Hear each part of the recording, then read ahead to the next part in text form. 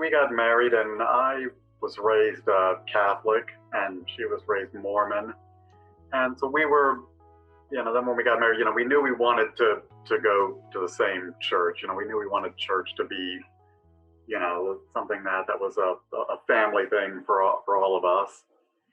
And I initially, we tried still going to the Catholic Church, and that it didn't work out. There was just a lot of paperwork with her joining, because she had been married before, and it was like dealing with the IRS. Filling out forms, getting things notarized, and we reached a point where we realized all of this is to go to church. This is kind of crazy, that it takes folders of paper, and I'm not even making that up, just so someone can go to church. And so we started looking around at other churches, and St. Luke's is one that Elizabeth was familiar with, having grown up in the area. She had friends who had gone there, who had grown up in the church and really liked it, and we started going there, and just really, as soon as we walked in, just had a really good feeling about being there.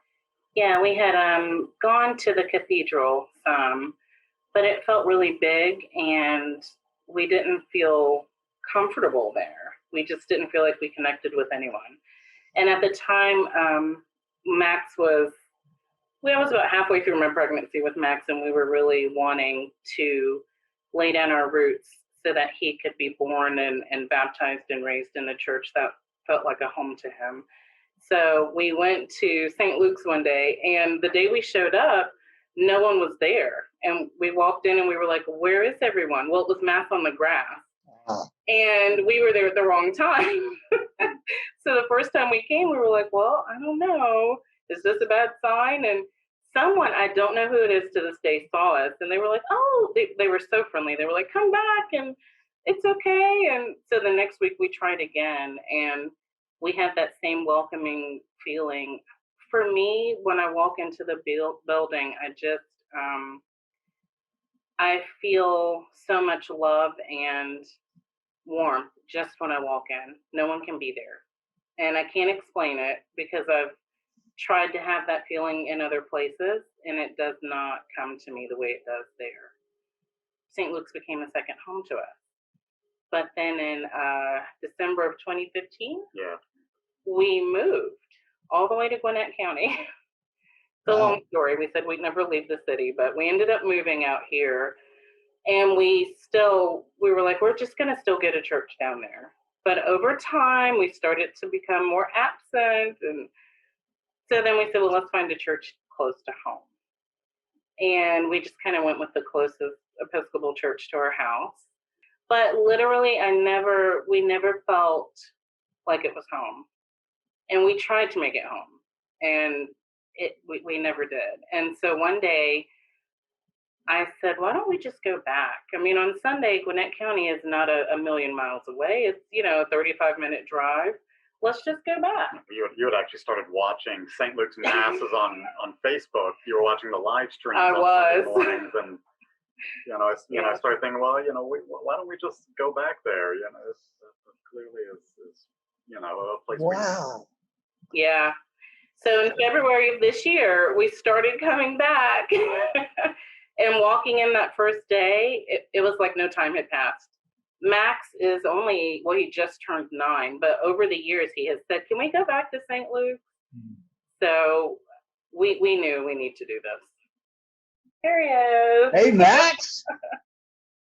Max, I understand you like St. Luke's. Yes, I like St. Luke's because I have lots of old friends there, and I love the drive there. I get to see all those tall buildings. And I also love Sunday school. I also love the way that Sunday school is after church. Very good. All right. Sold me. There he goes. Growing up, my mom was a single mother, and she didn't have much. She went back to school more than once. My mom liked getting more than one degree. And during those times, money was really tight. but her faith was very strong. And she really was serious about tithing. So I grew up with that, I guess, foundation that, you give. And her message was, I hardly have much to give, but I know I'll be blessed in return. And I grew up seeing it. She would tithe, and then an anonymous person helped pay her tuition one semester at school.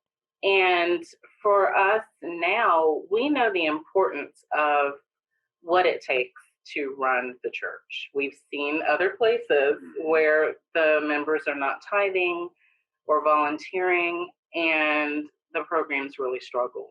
And for us, it's important to have all of the programs for the children, for the adults, for the music, the activities, and we know it takes money to make that happen. Anyone who walks in is welcome, and it's not just spoken; we see it. It's true.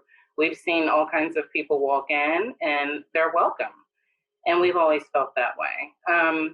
A big thing was for our child to connect with other children and be welcome.